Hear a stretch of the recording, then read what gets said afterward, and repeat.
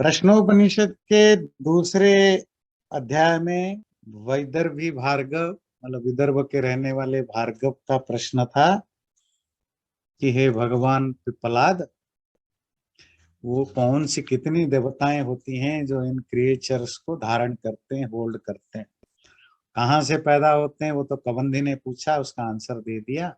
और उसमें उन्होंने प्राण और रई के दो कंसेप्ट लाए। कौन धारण करता है? इस प्रसंग में भी उन्होंने शुरू में तो कहा सारी इंद्रियां, प्राण, मन, पंच महाभूत ये सब धारण करते हैं। लास्ट में जो कंक्लूड किया कि नहीं, प्राण ही है जो एक्चुअली धारण करता है, बाकी सब तो वैसे ही है। जैसे उन्होंने एक स्टोरी बताई कि वो सब आपस में अकड़ने लगे कि हमारे कारण ही हाँ ये टिकता है। तो फिर प्राण ने बोला अच्छा ठीक है, तो आप, मैं ही निकल जाता हूँ। जब निकलता हुआ ड्रामा करने लगा तो सब दर्द महसूस करने लगे, फिर वो वापस आ गया। तो पिप्पलाद की जो मैसेज था कि प्राणी है जो सस्टेन करता है, प्राण चेतन, ध्यान रखिए, प्राण का मतलब यहाँ चेतन के अर्थ में लेते हैं, चेतना के अर्थ में, न कि जो सांस हम लेते हैं या पंच प्राण लेते हैं। तो उन्होंने कहा कि ये जो चेतन प्राण है, ये यही सबका आधार है। फिर उस प्राण को वो ग्लोरीफाई कर रहे हैं, वो प्राण कैसे महान है, क्या है। उसी प्राण के कारण सूरज तपता है, अग्नि जलता है, पृथ्वी काम करती है, हवा, सब कुछ उसी प्राण के ऊपर टिके हैं। मतलब यहाँ चेतन परमात्मा की बात कर रहे हैं। फिर अगले में बोला वही जो चेतन है, वो जो प्राण है, वो प्रजापति के रूप में गर्भ में पैदा होता है। तो यहाँ तक हम 8 तक आए थे, आज आज 9 से शुरू करेंगे। इंद्रस्तम प्राण तेजसा रुद्रोसि परिरक्षिता, त्वमंतरिक्षे चरसि सूर्यस्त्वं ज्योतिषां पतिः। इच्छा को काक्षा हो गया है, इसको ठीक से पढ़ लीजिए। परीक्षिता त्वम अंतरिक्षे, क्षमा वाला क्ष। हे प्राण, तुम ही इंद्र हो, ऐश्वर्यशाली हो, तुम अपने तेज से रुद्र हो, तुम परिरक्षिता, सबका चारों तरफ से रक्षा करने वाले हो। तुम अंतरिक्षे चरसी, तुम अंतरिक्ष में, मिड स्पेस में भी विचरण करने वाला तुम ही हो, मतलब वायु तुम ही हो। सूर्यस्त्वम ज्योतिषाम पति, जितने भी ज्योतिष या स्टार्स हैं, नक्षत्र हैं, उन नक्षत्रों का पति, हेड, जो मुख्य है, वो सूरज भी तुम ही हो। जैसे आप किसी बड़े व्यक्ति की तारीफ करते हैं, आप वो तमे बोलते हैं ना, तमेव माता च पिता तमेव बोलते हैं, आप खुशी खुशी में बोल जाते हैं, बड़े एंजॉय करके बोलते हैं। तो जो बच्चे को आप समझाते हैं, तो बच्चा पूछता है अगर परमात्मा माँ बाप है तो तुम कौन हो मेरी? आप बोले कि आपने जो प्रार्थना की, आपने कहा है प्रभु तुम ही मेरा सखा हो, तुम ही बंधु हो, you are my friend, you are my relative. तो ये जो मौसा चाचा है ये सब फिर कौन है? तो है ना, तुम ही विद्या हो, तुम ही द्रविण, द्रविण कहते हैं धन हो। तो अगर तुम ही धन हो, विद्या हो, तो फिर ये हमारे घर में जो धन संपत्ति पैसा है, नॉलेज है, ये क्या है? तो कभी कभी लैंग्वेज में कंफ्यूजन का बड़ा चांस रहता है। आप तो समझ जाते हो कि आप इमोशन में बोलते हो, सारा जो कुछ है तुम ही हो। ये ग्लोरिफिकेशन है, अपने आप को सरेंडर करने जब करते हैं तो हमारे मुंह से इसी तरह की बातें निकलती हैं। बिल्कुल ऐसे जब आप किसी से प्यार करते हैं, नए लड़के लड़कियां प्यार करते हैं, यानी तुम ही मेरी जान हो, तुम्हारे बिना तो मेरी धरती ना, ना धरती अच्छी लगती है, ना आकाश सुना, ना घर, सब सुना सुना सा लगता है, मेरे लिए तो तुम ही हो। सच में थोड़ी है कि तुम ही हो, पर वो ठीक है, वो प्यार का जो जो एक्सट्रीम इमोशन आता है तो इसी रूप में निकलता है। तो भक्ति में भी जहाँ व्यक्ति पूरी तरह किसी की श्रद्धा में, प्रेम में डूब जाता है, तो वो इसी तरह के लैंग्वेज यूज करता है। वो लैंग्वेज हमारी डे टू डे लाइफ में ह्यूमन बीइंग का रिलेशन हो या परमात्मा की रिलेशन हो, ऐसे ही होता है। जब एक्सट्रीम लेवल पर जाता है तो आपको चीजें उसी में सब कुछ दिखाई देता है। तुम इंद्र हो, ऐश्वर्यशाली हो, तुम रुद्र हो। रुद्र जानते हैं, पहले भी बात हुई ना, रुलाने वाला, रोदयती रुद्र, किसको रुलाता है? परमात्मा किसको रुलाता है? क्योंकि कर्मों के अनुसार वो फल देता है। जब कष्ट होता है तो हम रोते हैं, जब कोई मर जाता है तो भी रोते हैं, जब परेशानियां होती है तो भी रोते हैं। तो परमात्मा का जो वो साइड जो कर्म के अनुसार फल देता है, जब खराब फल मिलता है तो हम रोते हैं। नंबर 2, परमात्मा का जो दूसरा रोल है, यम वाला रोल, कंट्रोलर, जब वो मारता है ना, किसी का डेथ होता है तो उसमें भी सबको ही रोता है। जैसे आत्मा को भी रुद्र कहा 33 देवताओं में, इसी तरह परमात्मा तुम ही रुद्र हो। तो वो रुद्र चेतन ही रुद्र है। वो पिंड में इंडिविजुअल बॉडी में आत्मा रुद्र है, रुलाता है, क्योंकि आत्मा निकल जाता है तो लोग रोने लग जाते हैं। और परमात्मा ब्रह्मांड का रुद्र है, क्योंकि वो ब्रह्मांड का विनाश करता है। वो शिव भी वही है, क्योंकि वो मंगल करने, जब वो मंगल करता है, अच्छा होता है, हम कहते हैं वो शिव है। हम कहते हैं, हम तो नहीं कहते, हम तो कहते हैं कि ये जो अच्छा होता है जी अमुक बाबा जी, अमुक गुरु जी की कृपा से हुआ, और जो बुरा होता है तो फिर तो वो भगवान और सोसाइटी सब कर जाते हैं। पर ऋषियों ने कहा कि जब जब कुछ बुरा होता है, कुछ भी नुकसान होता है, वो भी वही परमात्मा कारण है, तो उसका नाम दे दिया रुद्र। जब अच्छा फील होता है हम तब कहते हैं तुम शिव हो, है ना। जब वो सर्वव्यापक हमें जो फील होता है कि इट इज एवरीवेयर, का हम इसको विष्णु या ब्रह्म कह बैठते हैं। विष्णुर व्याप्तो, जिससे विष्णु शब्द का अर्थ होता है जो व्यापक है।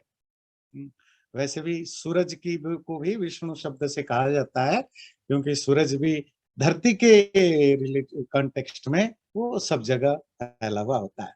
तो तुम ही रुद्र हो, हे प्राण चेतन, परिरक्षिता, परि कहते हैं चारों तरफ से, सराउंडिंग, रक्षिता रक्षा करने वाला, त्रिच प्रत्यय, तुम रक्षा करने वाले तुम ही हो, तुम ही हमारा प्रोटेक्टर हो। तुम अंतरिक्ष चरसी, अंतरिक्ष जो मिड स्पेस है, तो मिड स्पेस में कौन है? वायु है ना। तो वायु के रूप में तुम ही हो। सूर्यस्तम ज्योतिषाम पति, और जो स्टार्स की सारे तारे नक्षत्र जो ज्योति हैं, उनका जो पति जो हेड है सूरज, उस रूप में भी तुम ही हो। यदा त्वम अभिवर्षसि अथे माह प्राणते प्रजा आनंद रूपास्तिष्ठन्ति कामायन्नम भविष्यतीति। हे प्राण, तुम सूरज के रूप में अभिवर्षसि, जब बादल के रूप में वो बरसता है पानी के रूप में, तो इमाह ते प्रजा, ये जो तुम्हारे क्रिएचर हैं, आनंद रूपा तिष्ठन्ति, वो खुश हो जाते हैं, और खुश होकर के अन्नम कामाय भविष्यति। क्यों खुश हो जाते हैं लोग? क्योंकि बारिश होने से आगे जो अन्न होगा, जो ग्रेन या अनाज होगा, वो कामाय उतना होगा जितना हम चाहते हैं, है ना, डिजायरेबल क्वांटिटी का मिलेगा। हमारी जितनी इच्छा, मतलब बहुत मात्रा में अनाज होगा, तभी लोग खुश होते हैं। व्रात्यस्तम प्राणी कर्षरत्ता विश्वस्य सत्पति वयमाद्यस्य दातार पिता तुम मातरीश्वनः। ये प्राण तुम व्रात्य हो। व्रात्य क्या है समझाएंगे। तुम एकर्षि हो, तुम अत्ता हो, तुम विश्व का सतपति हो। वयम आद्यस्य दातार, और हम सब उस भोग्य खाने लायक चीजों को ऑफर करने वाले तुम पिता हो। एक एक शब्द लेते हैं। व्रात्य, तुम व्रात्य हो। व्रात्य का संस्कृत में दो तरह के यूज मिलता है। धर्मशास्त्रों में व्रात्य शब्द का अर्थ मिलता है जो लोग उपनयन संस्कार नहीं करते हैं। उपनयन संस्कार सब जानते हैं ना, मतलब जनेऊ, जब वो गुरुकुल जाने के से पहले जो इनिशिएशन होता है, जो नहीं करते हैं, अगर वो तीनों वर्णों से हैं, ब्राह्मण क्षत्रिय वैश्य, तो वो ऑटोमेटिकली वो शूद्र बन जाते हैं। वो जो शूद्रता, जो तीनों वर्णों के होने पर भी पढ़ाई लिखाई ना करना या जनेऊ संस्कार ना करने के कारण जो उनकी वर्ण भ्रष्ट हुआ, वर्ण भ्रष्ट समझते हैं, अपने वर्ण से नीचे गिर गए। अगर ब्राह्मण थे तो सडनली नीचे नीचे, मतलब होता है ना, ब्राह्मण शब्द हाईएस्ट है, क्षत्रिय सेकंड लेवल का, वैश्य थर्ड लेवल का, शूद्र फोर्थ लेवल का। तो वो गिर जाते हैं सीधे, कहां क्या बन जाते हैं? शूद्र बन जाते हैं। वो जो शुद्रता ब्राह्मणों की होती थी उसको व्रात्य कहा जाता था। पर वेदों में जो व्रात्य शब्द आता है वो ब्रह्म के लिए यूज होता है, परमात्मा के लिए। अथर्ववेद में पूरा व्रात्य सूक्त है, तो वहां व्रात्य का डेफिनेशन अलग है, वो है व्रत का आचरण करने वाला। तो जैसे उसी उपनयन संस्कार में आता है, जब वो ब्रह्मचारी, ब्रह्मचारी मतलब स्टूडेंट, जिसका इनिशिएशन हो रहा है, तो जब उसको वो जो उपनयन का जो जैसे विवाह संस्कार होता है ना, जो वेडिंग सेरेमनी, ऐसे उपनयन सेरेमनी जब होती है, उसकी शुरुआत होती है, उसके गले में एक जनेऊ डाली जाती है। जनेऊ डालने के बाद कुछ मंत्र वगैरह होते हैं, उसके बाद उसको 5 मंत्रों से आहुति देनी होती है, और वो 5 मंत्र को संकल्प व्रत मंत्र कहते हैं। ध्यान दीजिए, इसलिए कह रहा हूं व्रत समझना है। उसमें सूरज, चांद, वायु, अग्नि, परमात्मा, पांचों को व्रतपति कहा गया। सूर्य व्रतपते व्रतम चरिष्यामि तच्छकेयम तेन अध्यासमिदम हम अनृतात् सत्यम उपैमि। तो ब्रह्मचारी बोलता है संकल्प के रूप में, हे सूर्य, तुम व्रत को आचरण, व्रत मतलब संकल्प, वाव, डिटर्मिनेशन, उसको तुम फॉलो करने वाले हो, क्योंकि तुम हमेशा अपने काम को, अपने जो भी तुम्हारा डिटर्मिनेशन है उसको फॉलो करते हो, इसलिए तुम व्रतपति हो। तो मैं भी आज ये व्रत ले रहा हूं, ये जनेऊ पहन के, जैसे तुम अपने व्रत को निभाने में कभी कोई कंप्रोमाइज नहीं करते हो, मैं भी तुम्हारी सौगंध खाता हूं, I am sure on you कि मैं भी कभी अपने व्रत से पीछे नहीं हटूंगा। और क्या होगा मेरा व्रत? पढ़ाई जब करूंगा। पढ़ाई के व्रत क्या है? आजकल पढ़ाई क्यों करते हैं? पैसा कमाने, नाम कमाने, पोस्ट कमाने। पहले जमाने में क्या था? अनृतात् सत्यम उपैमि। From now I will try to move from untruth, unreality to truth और रियलिटी। सच की खोज करना एजुकेशन का गोल है। सच को खोजना, सच को पाना, सच को एक्सेप्ट करना। जो जो एजुकेटेड होते हैं, ये उनकी धर्म है, ये उनका व्रत है। क्या? 3 चीजें, to find the truth, and find the truth तो कोई भी फाइंड कर लेता है, आपको करने की जरूरत नहीं, उसके लिए साइंटिस्ट हैं, फिलोसोफर हैं, बहुत लोग हैं जो ट्रूथ को फाइंड कर लेते हैं। तो तुम तो ये नहीं बन सकते हो, कम से कम एक्सेप्ट द ट्रूथ, जो हमसे नहीं होता। Accepting the truth, the reality, अनृतम। इसी तरह वो कहता है चंद्र व्रतपते व्रतम चरिष्यम। हे चंद्र, तुम व्रतों का, तुम भी अपने व्रत का पालन करने वाले हो, मैं तुम्हारे नाम पर सौगंध खाता हूं, मैं भी व्रत का आचरण करूंगा। और क्या? से अनृतात् सत्यम उपैमि, झूठ से सत्य की ओर जाऊंगा। फिर वो कहता है वायु व्रतपते, हे वायु, तुम भी व्रत का पालन करने वाले हो। फिर वायु, फिर अग्नि, अग्नि व्रतपते। ये नेचर के 4 एलिमेंट्स को वो व्रतों के साथ कनेक्ट किया, जो हमारे डे टू डे लाइफ में जिनको हम देखते हैं, जो अपने काम में कभी कंप्रोमाइज नहीं करते। आग कभी ठंडा नहीं होता है, चांद कभी गर्म नहीं होता है, सूरज अपनी रोशनी देना बंद नहीं करता है, वो इसीलिए इनको कनेक्ट किया गया।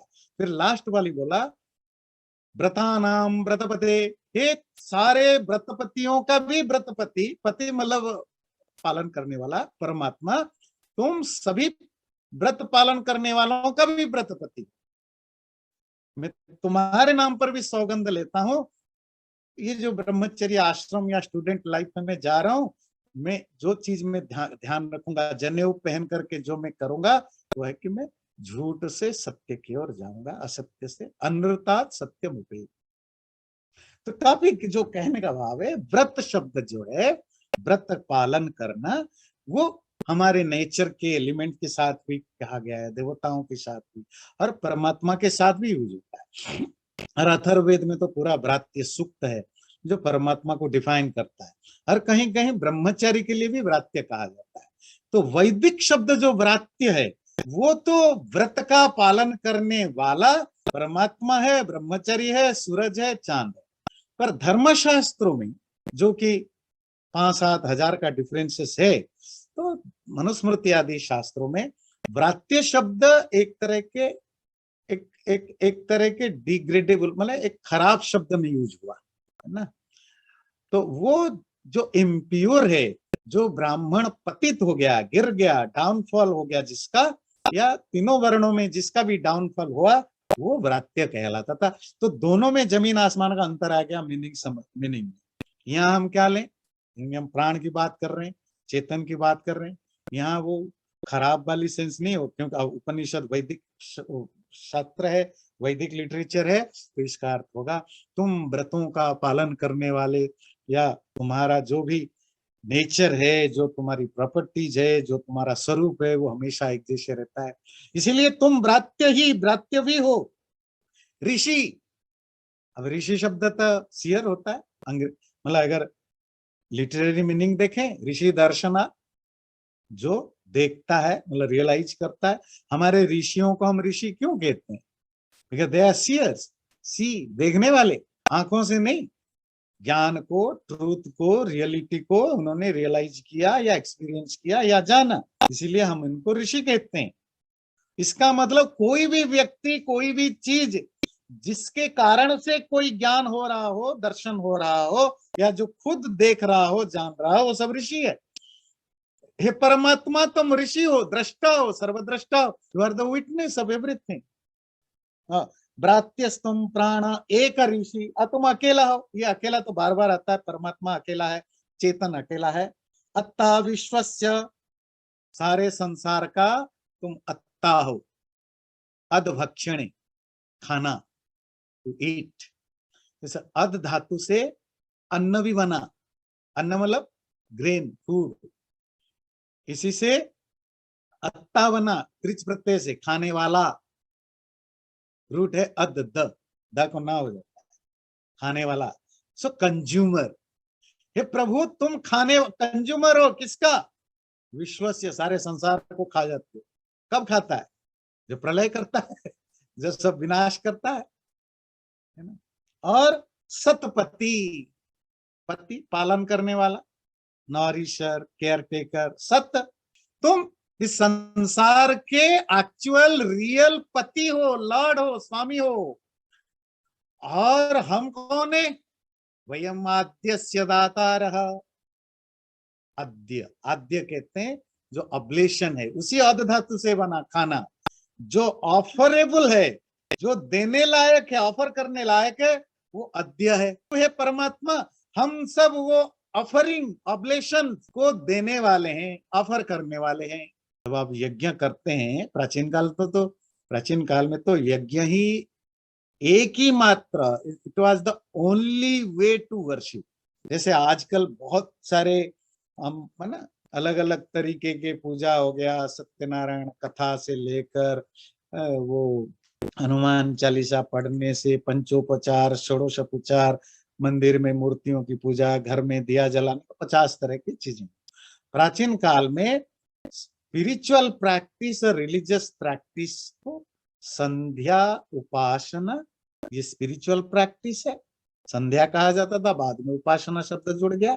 और यज्ञ, उसी यज्ञ के अलग अलग लेवल होते थे। डेली, जिसको आजकल आप डेली सुबह शाम हाथ जोड़ के कुछ बोलते हो, कुछ पढ़ते हो, वो उस समय अग्निहोत्र के रूप में होता था। कभी कभार पृष्ठ को बुला के घर में जो आप कुछ पूजा पाठ कराते हो, उस समय उसको नैमित्तिक कर्म कहा जाता था। और जो बड़े बड़े सेलिब्रेशन होता है मंदिरों में इधर, उसको उस समय काम्य यज्ञ कहा जाता था। और किसी तरह की कोई रेफरेंस नहीं मिलता। और यज्ञ में होता क्या है, you offer something to the god, है ना। स्वाहा, it is offered, इधन न मम्मा, this is not mine, ये सौंप रहे हैं। तो हे प्रभु, हम अन्न को तुम्हें देने वाले हैं, हम देने वाले हैं, ऑफर करने वाले हैं। तुम पिता हो, पालन करने वाला, पालक। पिता तुम मातरीश्वनः, सिर्फ हमारा पिता नहीं है, मातरीश्वनः, मातरीश्वा। मातरीश्वा कहते हैं वायु को, एयर। बड़ा इंटरेस्टिंग है, वायु को क्यों मातरीश्वा कहते हैं? ये एक वैदिक शब्द है। वैसे काफी सारे उपनिषद के शब्द normal day to day life में आपको नहीं मिलेगा, संस्कृत में भी नहीं मिलेगा वैदिक शब्द। ये मातरीश्वा का क्या अर्थ होता है? वायु बोला, कैसे? मातृ शब्द का अर्थ, जो मिड स्पेस है उसको मातृ कहते हैं। क्योंकि मिनोति इति मातृ, जिस माँ से माता शब्द बना मेजर करना, उसी से मिड स्पेस भी बना मेजर करना।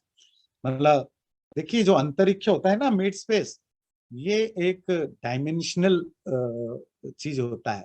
अब जहां पर है, मतलब आप एक प्लैनेट में है, आपके प्लैनेट से दूसरे प्लैनेट या दूसरा स्टार या दूसरा सैटेलाइट, इनके बीच का जो गैप है उसी को अंतरिक्ष कहा जाता है। जैसे हम पृथ्वी पर है, पृथ्वी से ऊपर सूरज को देखते हैं, तो वो जो सूरज और पृथ्वी के बीच में गैप है उसको अंतरिक्ष कहते हैं।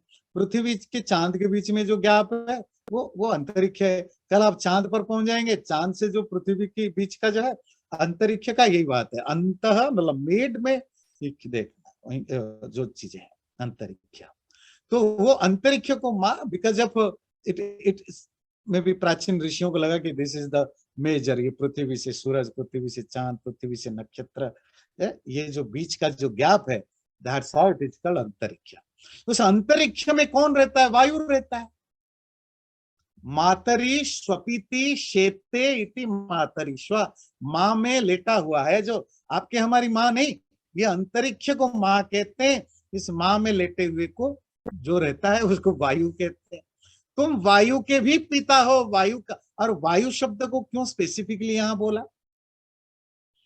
क्योंकि प्राण की चर्चा हो रही है ना। प्राण क्या है? At the end of the day प्राण तो वायु है, सांस है, तो इसीलिए तुम मातरीश्वर का भी पिता हो। अगला लेते हैं, या ते तनुर्वाचि प्रतिष्ठिता, या श्रोत्रेया च चक्षुषी, या च मनसि संतता, शिवम ताम कुरु मोत्क्रमीहि।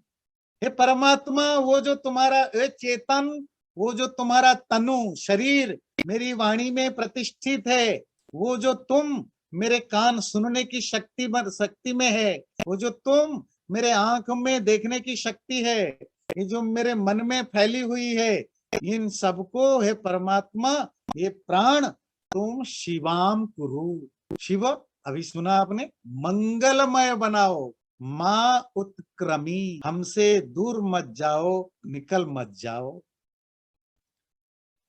अब जो गायत्री मंत्र में प्रार्थना करते हैं, धियो यो न प्रचोदयात, न हम इन अस्माकम, हमारा धीमला बुद्धि को प्रचोदयात, प्रेरित करो। और जैसे आप उसमें भी आचमन में बोलते हो, मेरे मन को, आंख को, नाक को, कान को शुद्ध करो, ठीक करो।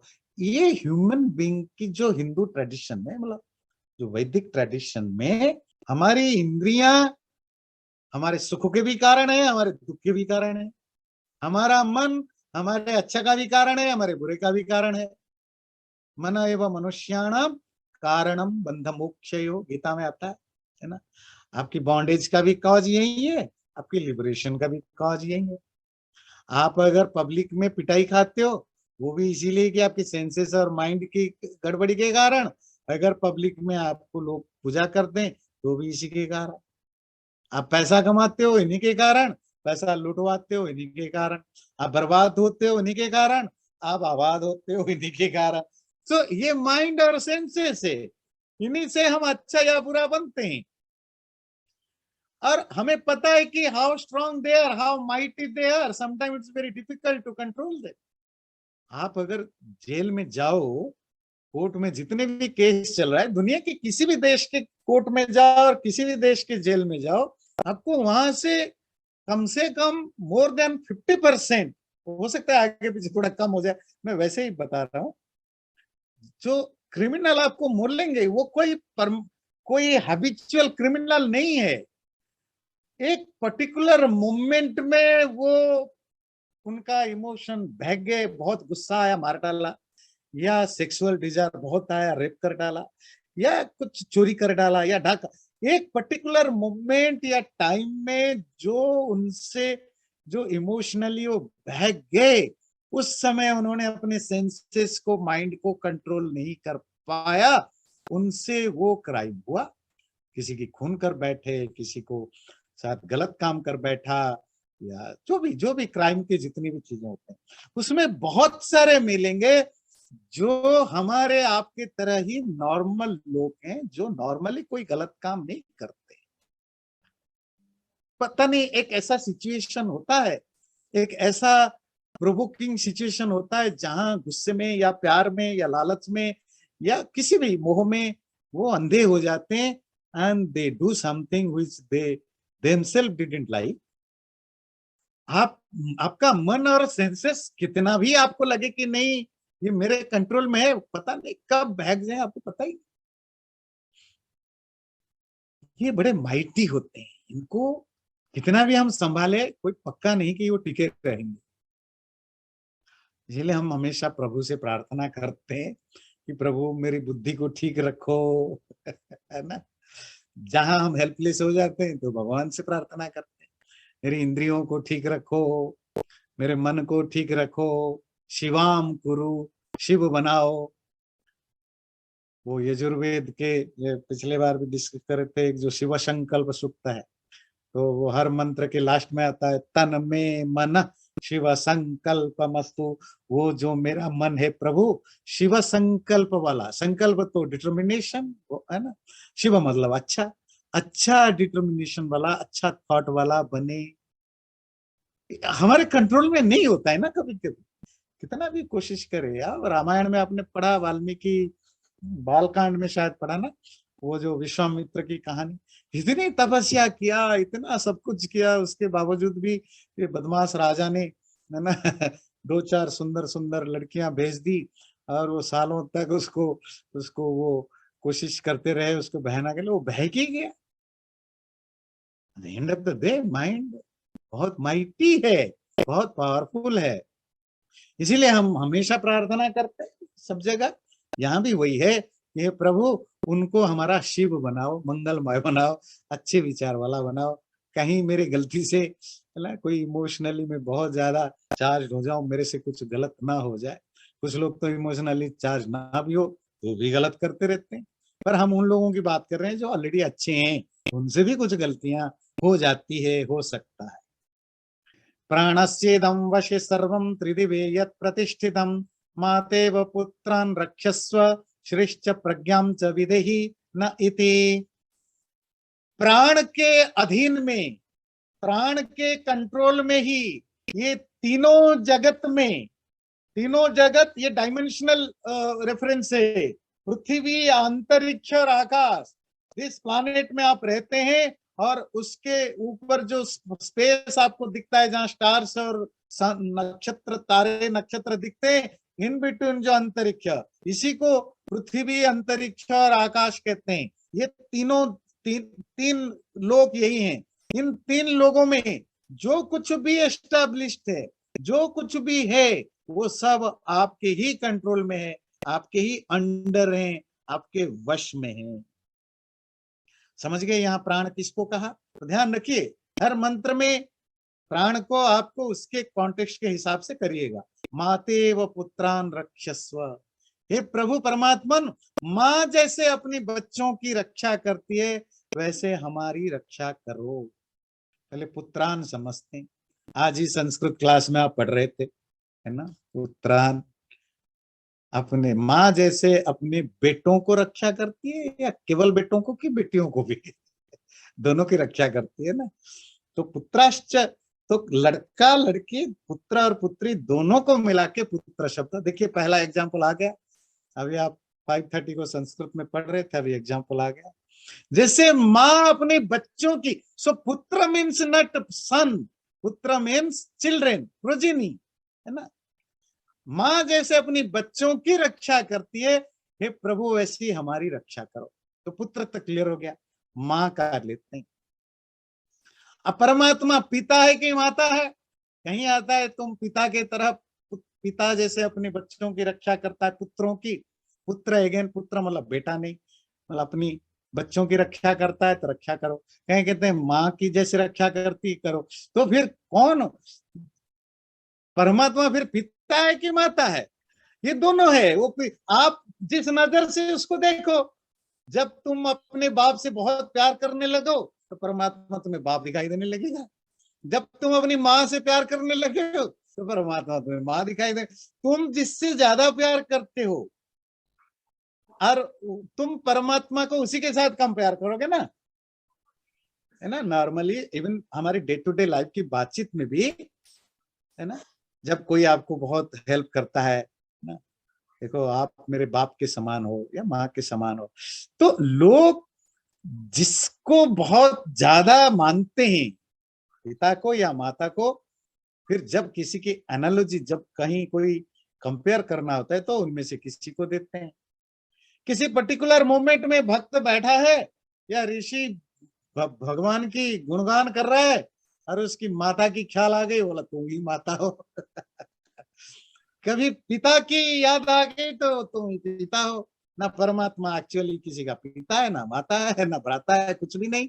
बस तुम जिस नजरिए से देखते हो, कभी पिता के नजरिए तुम्हें पिता लगता है, कभी माता लगता है, कभी दोस्त लगता है, कभी सखा लगता है, तुम्हारी मर्जी।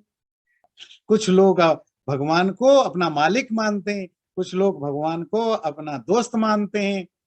तो पॉइंट कहां से शुरू हुई कि तुम उसको जिस रूप में अपने दिल में सोचते हो, किसी के लिए माँ है, किसी के लिए बाप है, किसी के लिए दोनों है, किसी के लिए भाई है, किसी के लिए बहन है, किसी के लिए गुरु है। तुम जिस जब तुम ये सब चीजें इमोशन का टॉपिक है।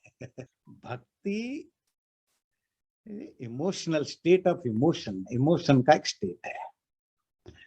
तब जब आप इमोशनल होते हैं, बहक जाते हैं, बहुत ज्यादा इमोशन होता है, तो फिर आपको इस तरह के करते हैं। इवन मेडिटेशन में भी आप, उपासना तो होती है, पतंजलि योग दर्शन में भी है ईश्वर प्रणिधान, जहां आप अपने आप को समर्पित करते हैं। ये समर्पित करना ही भक्ति है। हाँ, प्राचीन भक्ति अलग टाइप की थी, आजकल की ये जो अलग अलग ड्रामाटाइज्ड सब हुआ है, वो एक अलग टाइप का है, पर सेंस वो भक्ति है। जब भक्ति इमोशन से रिलेटेड है, और जब आपकी इमोशनली बहुत चार्ज होते हो, तो आप उसको किस रूप में देखते हो वो आप पर डिपेंड करता है। माता पिता भ्राता बंधु सखा, इसीलिए जो तमेव माता च पिता बोलते हो, इसका ऋग्वेद में भी एक मंत्र है, तम ही न पिता वसो तम माता शतक्रतो बभूविथ। हे प्रभु तुम ही माता हो, तुम ही पिता हो। इसी को किसी पंडित जी ने बड़ा खूबसूरत श्लोक बना दिया। ये जो तमेव माता, ये किसी शास्त्र या किसी लिटरेचर में नहीं है, इसको जस्ट किसी ने, अपना कोई भक्त होगा, कोई पंडित जी, तो उन्होंने संस्कृत में, जैसे हिंदी में आप कविता या कुछ लिखते हैं, प्रेयर लिखते हैं, जैसे आप वो गाते हैं ना, आरती करते हैं, है ना, उसको भी तो किसी ने लिखा है ना, जय जगदीश हरे। इसी तरह किसी ने संस्कृत में लिखा, बड़ा सुंदर था, तो वो पॉपुलर हो गया। हर कोई आजकल तमेव माता बोलता है। पर इस तमेव माता में भी सेंस वही है। वो एक्चुअली माँ है, बाप है, भाई है, बंधु है, ये डजेंट मैटर। ये सिर्फ जब आप उसको अपनी सब कुछ मान बैठते हो, यदि तुम ही मेरी बाप हो, माँ हो, बंधु हो, सखा हो, धन हो, संपत्ति हो, विद्या हो, तुम ही सब। श्रीश्च प्रज्ञाम च विधेहि नाइति। हे प्रभु, माता जैसे अपने पुत्रों की रक्षा करती है, आप भी हमारी वैसी रक्षा करो, और हमें श्री और प्रज्ञा हमारे में विधान करो, स्थापित करो। क्या क्या स्थापित करो? श्री और प्रज्ञा। प्रज्ञा स्पिरिचुअल है, श्री मैटेरियल है। दुनिया में आपके जितने भी सुख हैं, दो ही तरह के सुख हैं। मैटेरियल, शरीर मन बुद्धि, जिसको जिसमें आपको सुख मिले, वो मैटेरियल है। और जो जो जो रियलाइजेशन है ना, जो सुप्रीम विजडम, सुप्रीम इंटेलेक्ट या सुप्रीम नॉलेज, वो आध्यात्मिक सुख है। इसको प्रज्ञा कहा। पतंजलि योग दर्शन में क्या लिखते हैं? ऋतंभरा प्रज्ञा। हम्म? ऐसी ऐसी ऐसा ज्ञान जो रित से भरा हो। रित समझते हैं? Absolute truth. ऐसा ज्ञान जिसमें मतलब कहीं 0.00001% की भी अनरियलिटी, अनट्रूथ नहीं हो। ऐसी जो हमारा ज्ञान की अवस्था, उसको ऋतंभरा प्रज्ञा कहते हैं पतंजलि।